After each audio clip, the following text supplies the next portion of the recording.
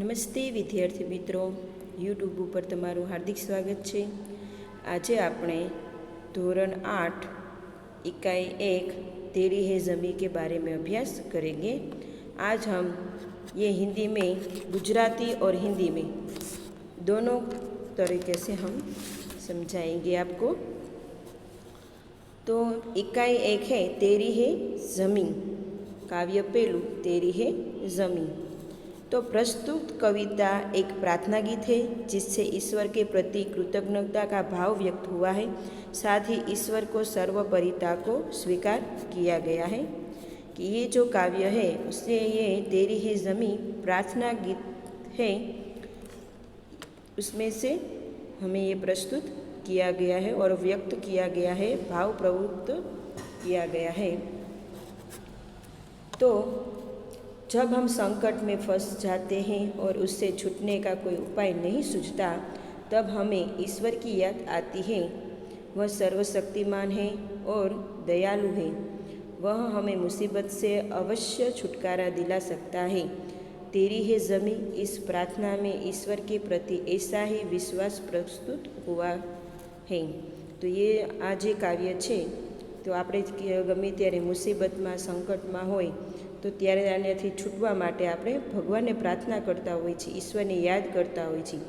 ઈશ્વર કેવા દયાળુ હોય છે, સર્વશક્તિમાન છે, આપણે મુસીબતની સામે છુટકારો આપે છે। તો આ જે કાવ્ય છે તેરી હે ઝમી, એ પ્રાર્થના ઈશ્વરની સામે રજૂઆત કરી છે। આપણે એટલો વિશ્વાસ એના ઉપર રાખી છે કે આપણે સંકટ અને મુસીબતથી બચાવી શકે છે। तो अब हम काव्य की शुरुआत करते हैं। तेरी है ज़मीं तेरा आसमां, तू बड़ा मेहरबा तू बख्शिश कर। सभी का है तू सभी तेरे, खुदा मेरे तू बख्शिश कर। तेरी मर्जी से ये मालिक हमें इस दुनिया से आए हैं।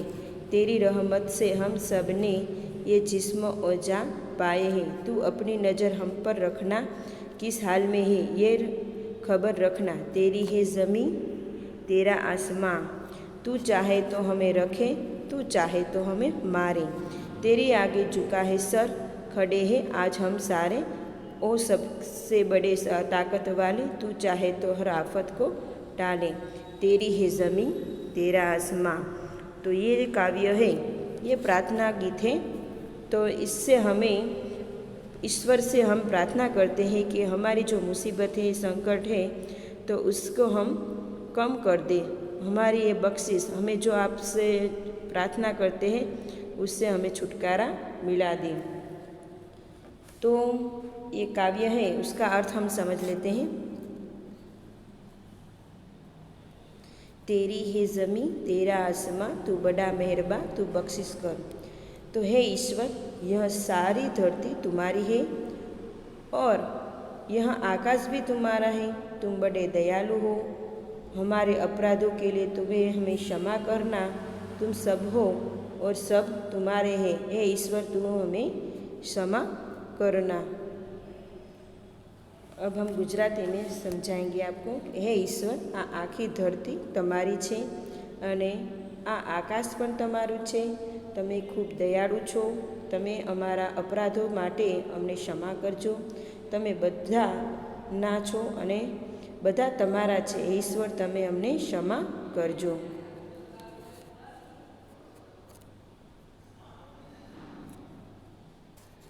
तेरी मर्जी से ए मालिक हम सब इस दुनिया में आए हैं।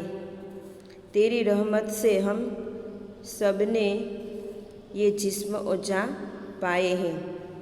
अब हे दुनिया के मालिक, तुम्हारी इच्छा से ही इस दुनिया से हमारा जन्म हुआ है। तुम्हारी कृपा से ही हमें यह शरीर और प्राण मिले हैं। तुम हम पर अपनी कृपा दृष्टि रखना। हम किस हालत में हैं इसकी हमें खबर रखना। अब हम गुजराती में समझाएंगे आपको कि हे दुनिया ना मालिक, तमारी इच्छाथी ज आ दुनिया में अमारो जन्म थयो छे। अमारी कृपाथी ज अमने आ शरीर अने प्राण मळ्या छे। तमे अमारा पर તમારી કૃપા દ્રષ્ટિ રાખજો, અમે કઈ સ્થિતિમાં છીએ તેની હંમેશા ખબર રાખજો। तेरी रहमत से हम सब ने यह जिस्म ओझा पाए, तू अपनी नज़र हम पर रखना, किस हाल में है यह खबर रखना, तेरी है ज़मीन। हे ईश्वर, तू चाहे तो हमें जीवित रखे, तुम चाहो तो हमें मार डालो। आज हम सब तुम्हारे आगे सिर झुकाकर खड़े हैं, हम तुम्हारे शरण में हैं। सर्वशक्तिमान, तू चाहे तो हम पर आए हर आफत को दूर कर दो लो। तू चाहे तो हमें रखे या तू चाहे कि हमें मारे। हमें इस दुनिया में आए हैं तो तुम्हारे आगे सिर झुकाकर हम रखेंगे। अब गुजराती में, हे ईश्वर, तमे ઈચ્છો તો અમને જીવતા રાખો અને તમે ચાહો તો અમને મારી નાખો। આજે અમે સૌ તમારે આગળ માથું નમાવીને ઊભા છીએ, અમે તમારા શરણે આવ્યા છીએ।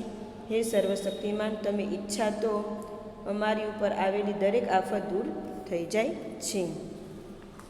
तो यहाँ ये काव्य का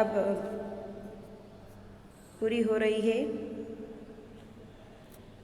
ये काव्य में हमें ये सीख मिलती है कि मेरे मत से सृष्टि में ईश्वर है, सर्वोपरि है, क्योंकि वह सर्वशक्तिमान है। वह जिससे बचाना चाहे उसे कोई मार नहीं सकता, और वह जिसे मारना नहीं चाहे वह कोई बचा नहीं सकता।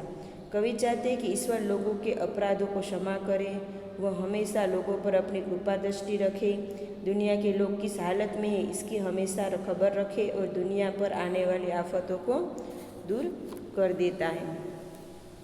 ईश्वर की इच्छा से ही दुनिया में हमारा जन्म हुआ है, उसी की कृपा से हमें ये शरीर और प्राण मिले हैं। हमारा जीवन उसके भरोसे है, क्योंकि वही हमारा रखवाला ईश्वर।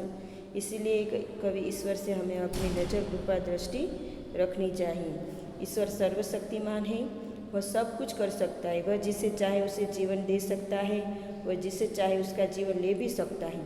वह हर आफत को दूर करने का समर्थ है, इसीलिए कवि ईश्वर से सबसे अधिक ताकतवर कहता है। और कवि कहते हैं कि कवि खुदा से यह कहना चाहते हैं कि सर्वशक्तिमान दयालु हम सभी लोग ईश्वर हैं, ईश्वर के सामने सिर झुकाकर खड़े हैं। वह सबके अपनी कृपा दृष्टि बनाए रखे और लोग आई हुई विपत्तियों से दूर करता रहे। तो यहाँ ये काव्य समाप्त होती है। बाय।